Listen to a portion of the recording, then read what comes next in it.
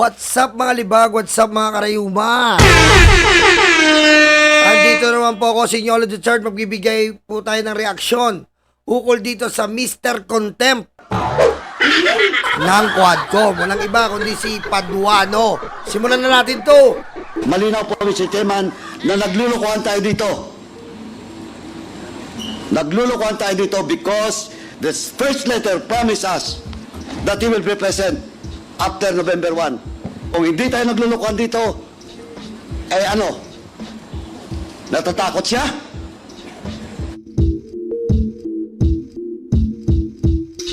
Ipinanganak noong ika-22 ng Enero 1965 si Joseph Stephen Saropeza Paduano, mas kilala bilang Karapali Luwalhati, ay isang politiko at pinuno ng oposisyon sa Kamara. Ngunit bago siya naupo sa posisyong ito, ang kanyang buhay ay nakatali sa isang grupong may madugong kasaysayan at tiyak na layunin, ang Alex Bongkayo Brigade. Ang Alex Bongkayo Brigade o ABB ay isang militanteng grupo na nabuo noong dekada 80. Dating bahagi ng New People's Army o NPA, ang ABB ay nagsagawa ng mga assassination o tinatawag nilang urban guerrilla operations sa kalunsuran upang isulong ang advokasya ng mga manggagawa. Ipinangalan sa lider ng Unyon na si Alex Bongkayaw, ang ABB ay nakatuon sa paglaban para sa karapatan ng mga manggagawa at laban sa mga abuso ng mga kapitalista at ng Estado. Sa kanilang mga mata, ang karahasan ay isang makapangyarihang kasangkapan upang ilantad ang kawalan ng hustisya. Sa mga dekada ng kanilang operasyon, kilala ang ABB sa kanilang liquidation missions, mga tumpak na pagpatay sa mga individual na itinuturing nilang kalaban ng kanilang adhikain. Kabilang dito ang mga pinuno ng pulisya, militar at ilang mga opisyal na pinaghihinalaang nagsusulong ng karahasan laban sa mga ordinaryong mamamayan. Sa pamamagitan ng mabilis na hit and run tactics, ang ABB ay nagpakalat ng takot sa mga may kapangyarihan.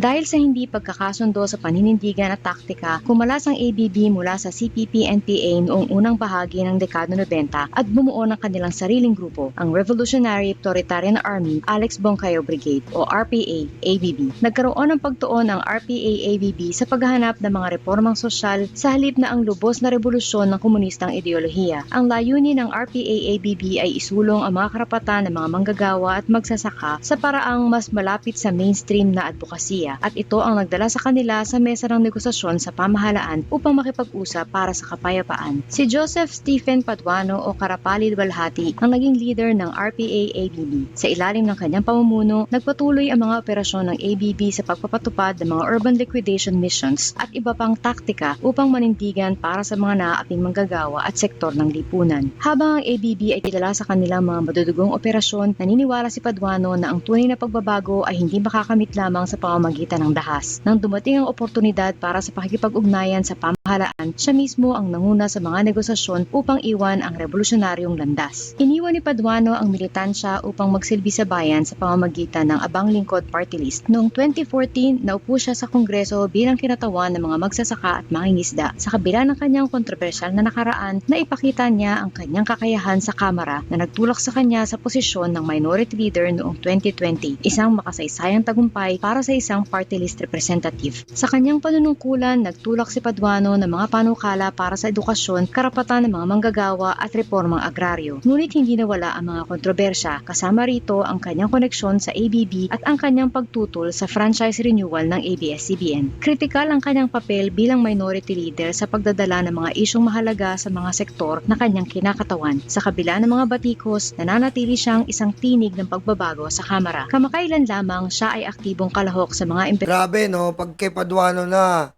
may paglalagyan kapag sinungaling ka eh. Doon po siya nakilala eh. Diba? May paglalagyan kapag sinungaling ka.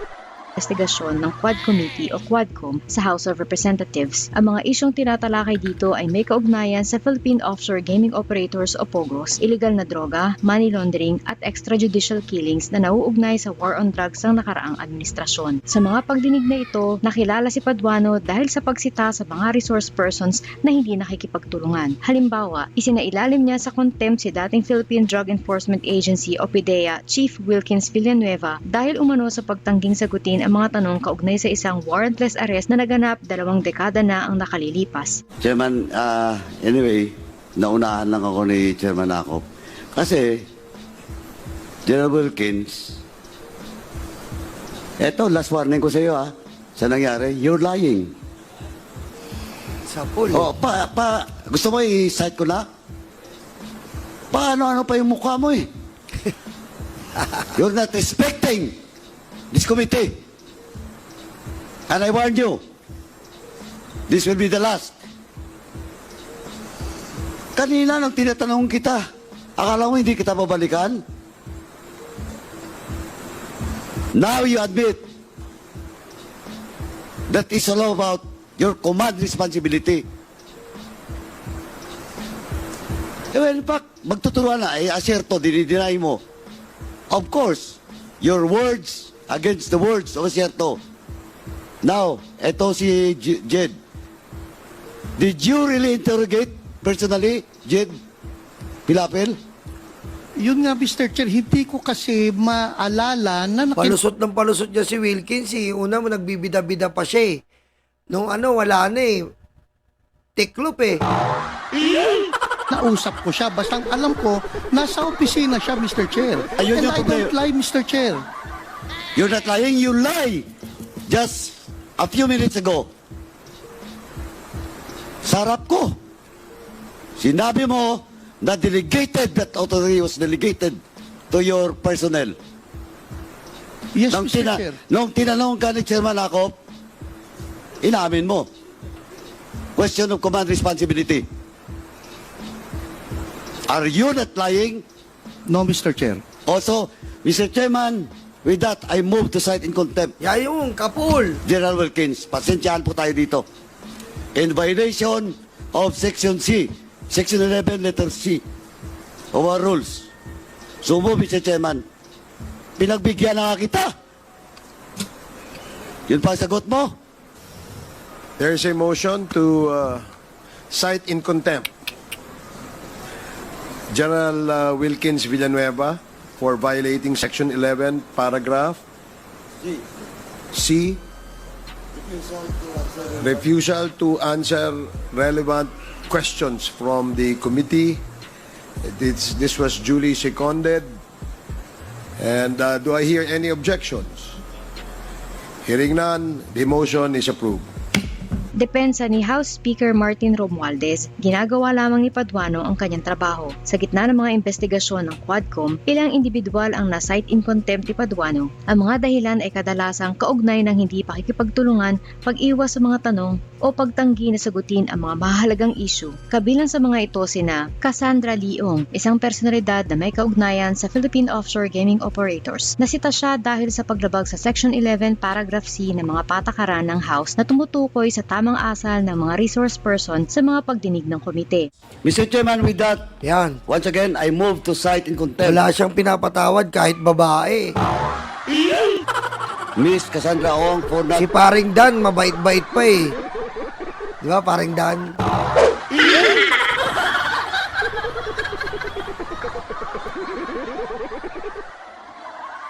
Paragraph C ng mga patakaran ng House na tumutukoy sa tamang asal ng mga resource person sa mga pagdinig ng komite. Mr. Chairman, with that, once again, I move to cite in contempt Miss Cassandra Ong for not answering the question of this representation in violation of our internal rules, Section 11, paragraph C of our internal rules. Second. Ako. There's a motion to cite in contempt Miss Cassandra Leong for violating Section 11, paragraph C of the rules of the House. Any second? Duly seconded. Any objections? No objections. The motion is approved. She is now cited in contempt. The second. Yabig sa inyo eh. Tsaka si Paduano, huwag niyong gagalitin yan, lalo na pag walang ligo yan. Gulo-gulo buhok, patay kayo dyan. Tutuluyan kayo dyan. Pag walang ligo yan, gulo-gulo buhok. Ganun. Isayin kita, Dad! Sinungaling ka ba? Hindi ko na maayos yung buko mo. Hindi ko na nga maayos yung buko. Nag-isungan ka ba? Ha? Mr. Contempt yan eh. Lodi ko yan eh. Ang pinaka-lodi ko si Paduano. Loading ko yan. Mr. Contempt! At yan nga po, ang dami pang pinakontempt niyan. Sobrang dami. Yung mga pulis. Kasi nga po si Paduano, ay yung sinungaling ka. Pag nakago-observe lang yan. Nakaganyan lang yan.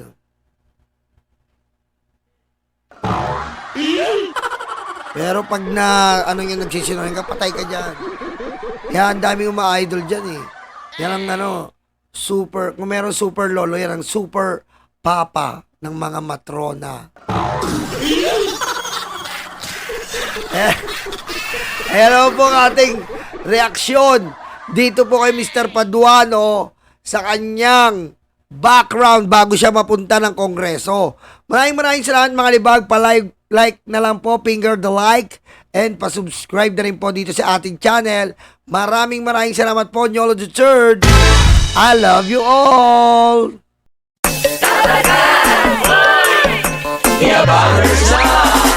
Handa na ba kayo mga Dabarkads?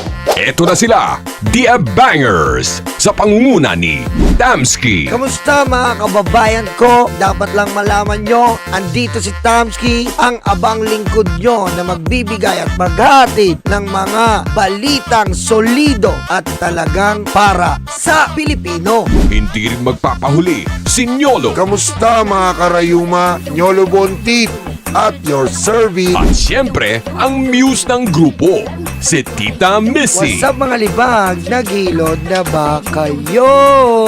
Ako nga pala ang inyong Tita Missy, ang impactang reyna ng mga libag. Mawawala pa naman sa eksena ang VMB family. Kaya mga kalibag, tutok na. The Bangers.